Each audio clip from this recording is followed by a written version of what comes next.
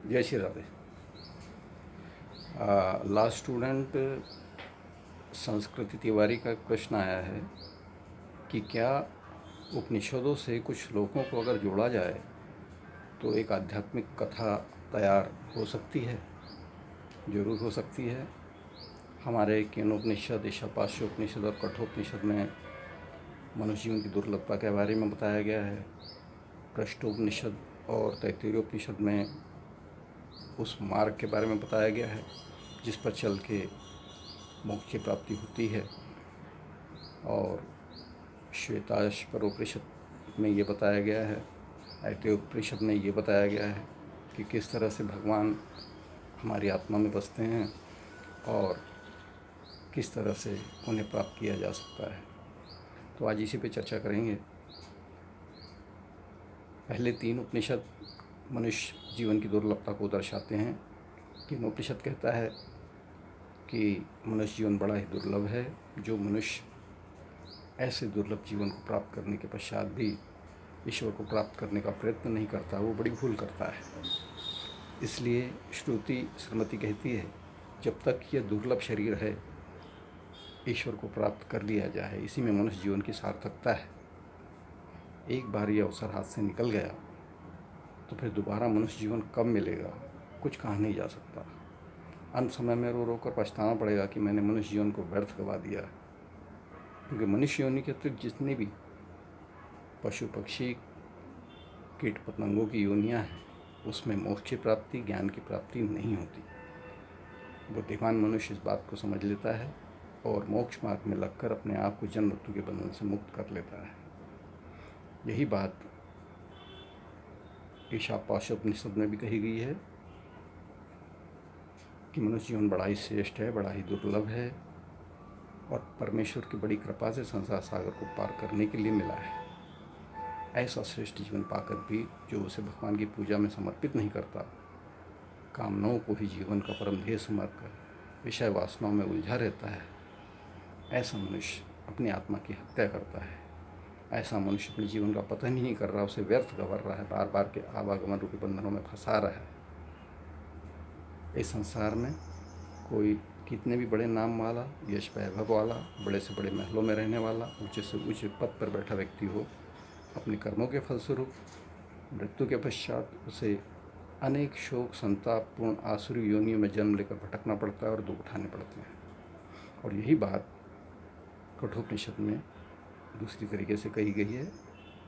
कठोपनिषद कहता है परमेश्वर को जो मनुष्य इस दुर्लभ शरीर का नाश होने से पहले जान लेता है, अर्थात तत्व ज्ञान को प्राप्त कर लेता है, तब तो उसका जीवन सफल हो जाता है। अनेक जन्मों से चले आ रहे जन्म मृत्यु रूपी बंधन से उसे छुटकारा मिल जाता है।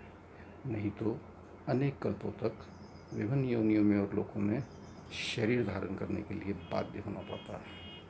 तो इस तरह से 3 उपनिषद ये कहते हैं कि किस तरह से मनुष्य जीवन दुर्लभ है और ये केवल भगवत प्राप्ति के लिए मिला है। अब आगे प्रश्नोपनिषद कहता है कि जो मनुष्य असत्य आचरण का त्याग करता है, मिथ्या आचरण का त्याग करता है, मन में स्थित कुटिलता का त्याग करता है, संसार की झूठी मोह माया का त्याग करता है, विषय वासनाओं का त्याग करता है, और जो मनुष्य अपने मन में स्थित छल कपट का त्याग करता है, ऐसे ही शुद्ध और साफ अंतःकरण वाले को मोक्ष की प्राप्ति होती है। और यही बात गीतोपनिषद, जिसे श्रीमद् भागवत गीता भी कहा गया है, उसमें भगवान श्री कृष्ण अर्जुन से कह रहे हैं, हे अर्जुन, समस्त प्राणियों की आत्मा में मैं बसता हूँ, इसलिए जो दूसरों से द्वेष करते हैं वो साक्षात मुझसे द्वेष करते हैं। ऐसा नराधमों को मैं बार बार आसुरी योनि में उत्पन्न करता हूँ, अर्थात कुकर शूकर आदि नीच योनि में उत्पन्न करता हूँ और उन्हें कभी भी मेरी प्राप्ति नहीं होती। तो कहने का तात्पर्य यह है कि प्रश्नोपनिषद और गीतोपनिषद अंतःकरण की शुद्धता पर जोर देते हैं। इसलिए तैत्तिरीयोपनिषद कहता है कि मनुष्य को चाहिए कि सदा सत्य बोले और धर्म के मार्ग पर चले और धर्मशास्त्रों का अध्ययन करे। सदा सत्य का आचरण और जो व्यवहार हमें अपने लिए अच्छा नहीं लगता, जैसा सद्भावनापूर्ण व्यवहार हम अपने लिए चाहते हैं, ऐसा ही दूसरों के साथ करें, क्योंकि सार रूप में धर्म इसी को कहा है। और स्वाध्याय करने से, सत्संग करने से मन पवित्र और निर्मल होता है, सारे ताप संताप मिटते हैं, बुद्धि शुद्ध होती है, मन के कुविचार और दुर्भावनाएं नष्ट होती है, संसार से वैराग्य होता है, ईश्वर से अनुराग होता है, ईश्वर भजन में रुचि होती है, और मनुष्य का आचरण और चरित्र बदलता है। इसीलिए सत्संग और स्वाध्याय को आत्मा का भोजन कहा गया है। और उसके पश्चात हमारा आत्मा में परमात्मा का चिंतन करना चाहिए, जैसे कि हमारे सनातन धर्म में कहा गया है, अक्षर ब्रह्म का ध्यान करें, उसका चिंतन करें, क्योंकि सदा रहने वाली शांति और आनंद की प्राप्ति केवल भगवान के नाम से ही मिल सकती है। और वो भगवान कहीं बाहर नहीं, हमारी आत्मा में बसते हैं। उसे ढूंढने के लिए कहीं बाहर जाने की आवश्यकता नहीं है। वो कहीं मंदिर में नहीं बसते, वो कहीं तीर्थ में नहीं बसते, वो कहीं आकाश पाताल में नहीं बसते, वो हमारे आत्मा में बसते हैं। जैसे तिल्ली में तेल छुपा होता है, दूध में मक्खन छुपा होता है, काष्ठ में अग्नि छुपी होती है, ठीक वैसे ही हमारी आत्मा में परमात्मा छिपे बैठे हैं। जो मनुष्य संयम के द्वारा और सत्य की तपस्या द्वारा अपने खरे स्वरूप में स्थित होता है और उसका चिंतन करता है, वो उसे प्राप्त कर लेता है।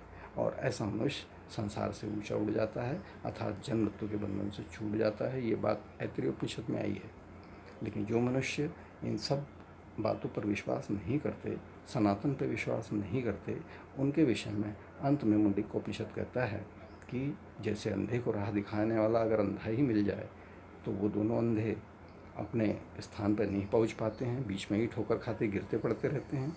वैसे ही तत्व ज्ञान से रहित ज्ञानी मनुष्य अनेक दुखपूर्ण योनि में जन्म लेकर दुख उठाता है और उसे कभी भी मोक्ष की प्राप्ति नहीं होती। तो इस तरह से 11 उपनिषदों में जो सुंदर बात कही गई है, जो मोक्ष का मार्ग बताया गया है। पिछली बार हमने कहा था कि इस संसार में एकमात्र चेतन तत्व परमात्मा के अतिरिक्त कोई भी सदा रहने वाली सत्ता नहीं है। लेकिन अब परमात्मा मिलेंगे कैसे, ये तो केवल परमात्मा ही बता सकते हैं। और परमात्मा कहाँ है, तो वो हमारे धर्मशास्त्रों में बसते हैं, हमारे उपनिषदों में बसते हैं। तो उन्हीं से जाना जा सकता है कि भगवत प्राप्ति कैसी होगी।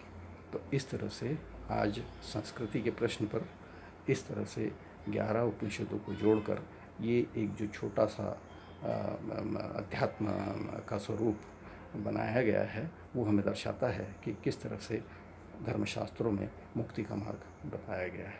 तो आज यहीं रुकेंगे। जय श्री राधे।